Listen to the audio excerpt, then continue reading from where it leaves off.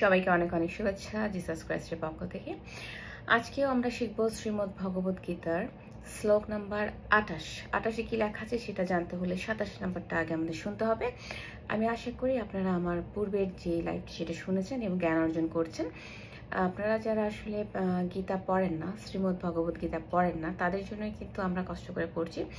Specially আমি পড়ছি এবং অর্থ সহ পড়ছি, তাৎপর্য পড়ছি, ব্যাখ্যাটা করে দিচ্ছি। এবং এটা আমার ব্যাখ্যা না, এটা আমি যে কিতাব থেকে পড়ছি সেই লেখকের ভাষ্য। সেই লেখক যেই হোক না কেন, এটা আমাদের কোনো ব্যাপার না। ব্যাপার হচ্ছে সেই লেখক লিখেছেন, এটাই হচ্ছে কথা, এবং আমি সেটা আপনাদেরকে পড়ে শোনাচ্ছি। শুনুন, শুনতে জানতে বুঝতে কোনো অসুবিধা নেই। ওকে, সো আমি বিষাদ যোগ চ্যাপ্টার থেকে আমি শ্লোক নাম্বার 28টা আমি একটু পড়ে শোনাবো। যেখানে 27 নম্বর শ্লোকে আসলে অর্জুন বলেছিল যে আমার সামনে এত এত আত্মীয় স্বজন প্রিয় মুখ দেখে আমি তো বিষণ্ণ ভাবাপন্ন হয়ে পড়ছি, আমি ফেইন্ট হয়ে পড়ছি, মানে আমি মূর্ছা খাচ্ছি, আমি কি করব। এটা দেখে তিনি আরো বলেছিলেন, কি বলেছিলেন, শ্লোক নাম্বার 28-এ তিনি বললেন, মানে অর্জুন বললেন, হে প্রিয়বর কৃষ্ণ, মানে কৃষ্ণকে, কৃষ্ণ হচ্ছে শ্রীকৃষ্ণ, মানে হিন্দুদের যে গড আছে তাকে বোঝানো হচ্ছে। অর্জুন বললেন, হে প্রিয়বর কৃষ্ণ, আমার সমস্ত বন্ধু বান্ধব আত্মীয় স্বজনদের এমনভাবে যুদ্ধাবিলাসী হয়ে আমার সামনে অবস্থান করতে দেখে আমার অঙ্গ প্রত্যঙ্গ অবশ হচ্ছে এবং মুখ শুষ্ক হয়ে উঠেছে। খেয়াল রাখবেন, এখানে কিন্তু অর্জুনের সমস্ত বন্ধু বান্ধব এবং আত্মীয় স্বজনদেরকে ডেকে আনা হয়েছে। কেন? তাদেরকে একে একে হত্যা করবে, জোড়া জোড়া হত্যা করবে। এটা কি কোনো মানবিকতা হতে পারে? আর কেউ কি আসলে নিজের ঘর মেরে সাফা করে ফেলে কিনা? আমি তো এরকম আশ্চর্যজনক কথা আমি শুনিনি। তারপর খেয়াল করেন যে আমরা, যদিও আমি গত পর্বে শ্লোক নাম্বার 26 and 27 আমি পড়ে শুনেছি, এই দুটো শ্লোকে কিন্তু আসলে আমরা অর্জুনের যে বিশাল একটা চমৎকার একটা যে একটা হার্ট, চমৎকার একটা একটা মহৎ একটা গুণাবলী দেখতে পেয়েছি। সেটা হচ্ছে তিনি কিন্তু করুণা করতে জানতেন। কিন্তু আমরা শ্রীকৃষ্ণের মধ্যে অপোজিটটা আমি খুঁজে পেয়েছি, তিনি হত্যার পক্ষে এবং অর্জুন কিন্তু হত্যার বিপক্ষে। সো চলুন, এই যে আমি শ্লোক নাম্বার 28টা পড়েছি, যে যেখানে অর্জুন এক প্রকার মানে শ্রীকৃষ্ণকে পায়ে ধরছে এবং বলছে যে আমার মুখ শুষ্ক হয়ে যাচ্ছে এবং আমি অবশ হয়ে যাচ্ছি, মানে আমি ফেইন্ট হয়ে পড়ে যাচ্ছি, আমি মূর্ছা খাচ্ছি, কারণ আমার সমস্ত বন্ধু বান্ধব আত্মীয় স্বজন আপনি লাইন ধরে দাঁড়া করেছেন, তাদেরকে আমি হত্যা করবো। Is it possible? এটা কি আদৌ সম্ভব হতে পারে? আমিও তো একজন মানুষ, তাদের মতো মানুষ। দেখেন, মানুষ তো ভুল করতেই পারে। আমরা যেহেতু মানুষ, আপনিও মানুষ, আমার কথাগুলো শুনছেন, আমরা ভুল করতেই পারি।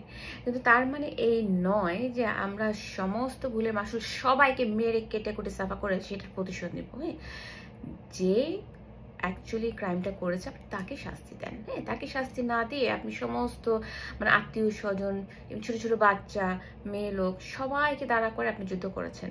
সবাই আসলে, অর্জুন তো নিজেই বলেছে যে এদের মধ্যে সবাই তো আসলে ক্রাইম করেনি, ক্রিমিনাল না, সবাই আমাকে ঠকায়নি, তাহলে আমি এদের সবাইকে আমি কেন হত্যা করবো? রাইট?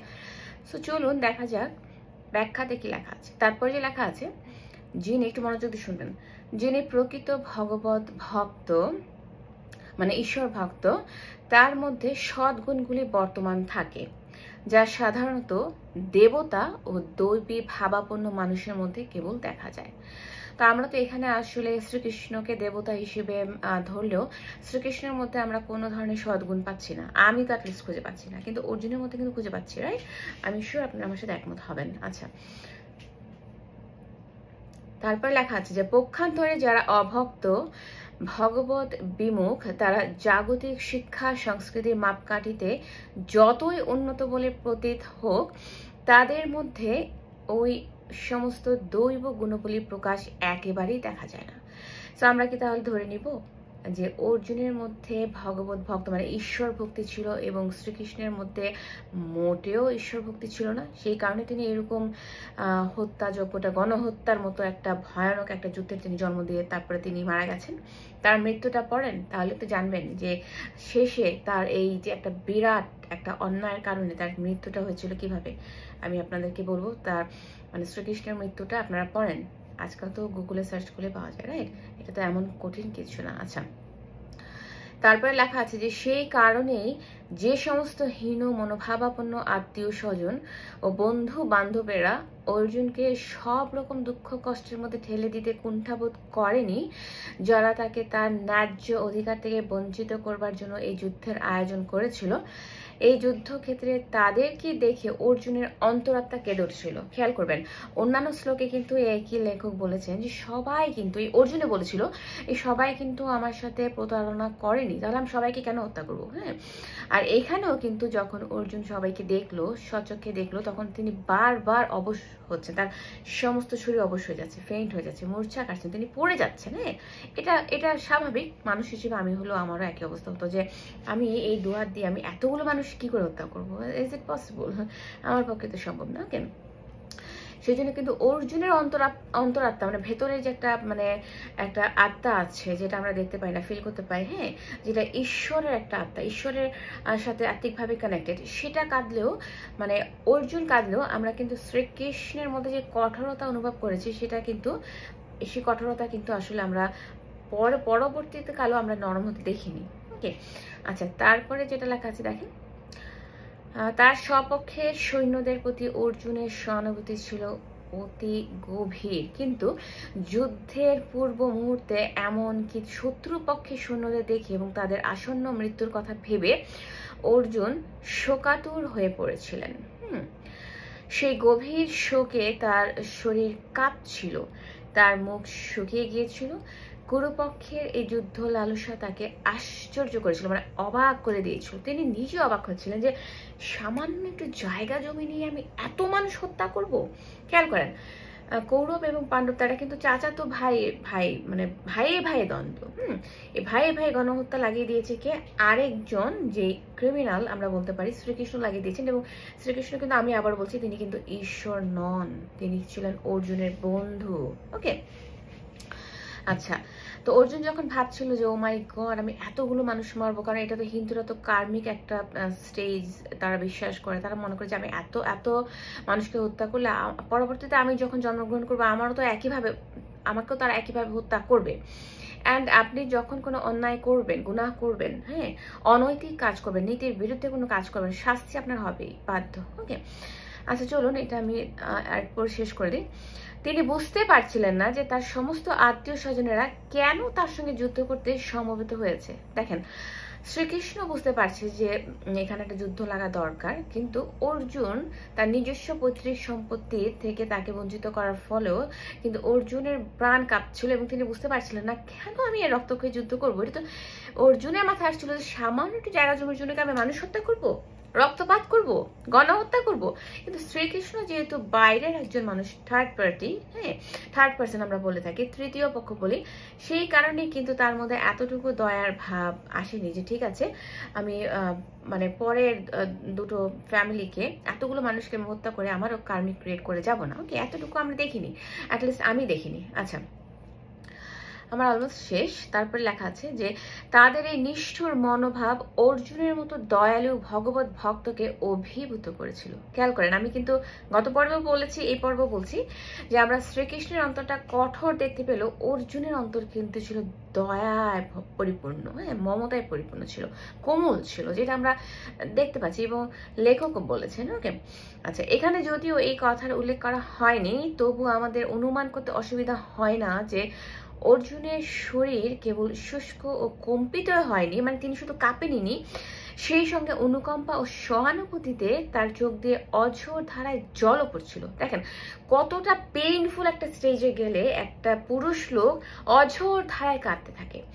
আমরা জানি কিন্তু যে পুরুষ লোকরা কিন্তু সহজে কাঁদে না, হ্যাঁ, তাদের গুরুতর কোনো আঘাত না পড়লে কিন্তু পুরুষ লোক কাঁদে না। কিন্তু এখানে আমরা দেখছি যে অর্জুন তার শুধু হাত পায়ে কাঁপেনি, তিনি অঝোর ধারায় কান্না করছেন এবং বলছেন যে এটা আমি পারবো না, এটা আমার পক্ষে অসম্ভব, এটা আমার দ্বারা হবে না, এরকম কিছু কিন্তু ধরা পড়েছে। ওকে, এবং খেয়াল করেন তারপরে যেটা হচ্ছে যে অর্জুনের এই ধরনের আচরণ তার দুর্বলতার প্রকাশ নয়, এ হচ্ছে তার হৃদয়ের কোমলতার প্রকাশ, যেটা আমি একটু আগে বলেছি যে তার মধ্যে কোমলতা আমরা লক্ষ্য করতে পেরেছি, যেটা আমার কাছে খুব সুইট লেগেছে, ভালো লেগেছে।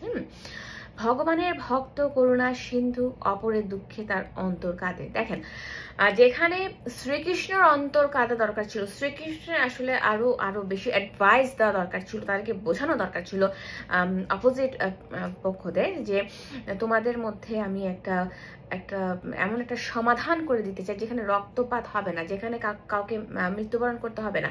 এটা তো তিনি করতে ব্যর্থ হয়েছেন, বরঞ্চ আমরা যেটা দেখতে পেয়েছি যে তার অন্তরে অন্যের জন্য কোনো দুঃখবোধ আমি লক্ষ্য করিনি। অনুশোচনা বলে যে একটা বিষয় আছে, সেটা আমরা লক্ষ্য করতে পারছি না। তাই শুদ্ধ ভগবত ভক্ত অর্জুন বীর শ্রেষ্ঠ হলেও তার অন্তরের কোমলতার পরিচয় আমরা এখানে পাই। সত্যি আমরা খুঁজে পাই, রাইট? আমরা কিন্তু ভগবানের মধ্যে খুঁজে পাই না, কিন্তু তার শিষ্যের মধ্যে কিন্তু এই গুণগুলো খুঁজে পাই। তাই শ্রীমদ্ ভগবত গীতাতে বলা হয়েছে, একটা কথা বলা হয়েছে, সেটা হচ্ছে ভগবানের প্রতি যার অবিচল ভক্তি আছে তিনি দেবতাদের সব কয়টি মহৎ গুণের দ্বারা ভূষিত, যেটা আমরা অবশ্যই অর্জুনের মধ্যে দেখতে পাই, শ্রীকৃষ্ণের মধ্যে কিন্তু আমরা পাই না। আমি বারবার বলছি, ওকে? আবার একটু খেয়াল করেন যে এখানে লেখা আছে যে কিন্তু যে ভগবত ভক্ত নয় তার যা কিছু গুণ সবই জাগতিক এবং সেগুলোর কোনোই মূল্য নেই, কারণ সে মনোধর্মের দ্বারা পরিচালিত হয় এবং সে অবধারিতভাবেই চোখ ধাঁধানো জাগতিক শক্তির দ্বারা আকর্ষিত হয়ে পড়ে। ঠিক যেমন শ্রীকৃষ্ণ মনোধর্ম মানে নিজের মন গড়া একটা ধর্ম দ্বারা পরিচালিত হয়ে চোখ ধাঁধানো জাগতিক শক্তি মানে জায়গা জমি সম্পত্তি, এগুলো তো একটা শক্তি, জাগতিক শক্তির প্রতি আকৃষ্ট হয়ে তিনি কি করেছিলেন, অন্যকে পরিচিত করেছিলেন যে তুমি হত্যা করো, আমি তো আছি, আমি তোমাকে ইন্সপায়ার করছি, মানে উৎসাহিত করছি, জাস্ট মেরে ফেলো সবাইকে। ওকে, সো এতটুকু ছিল আমার 28 নম্বর শ্লোক নিয়ে আমার এইটুকু লাইফ। বাট আমি আশা করি আপনারা বুঝতে পেরেছেন এবং আপনাদের বিবেক বুদ্ধি খাটাবেন এবং শ্রীকৃষ্ণকে কি করে আপনাদের দেবতার আসনে বসাবেন নাকি আপনারা ছুঁড়ে ফেলে দেবেন, সম্পূর্ণ আপনাদের ব্যাপার। ওকে, সো এইটুকু মতামত রেখে আমার মন্তব্য রেখে আমি আজকের মতো লাইভটি শেষ করছি। Thank you.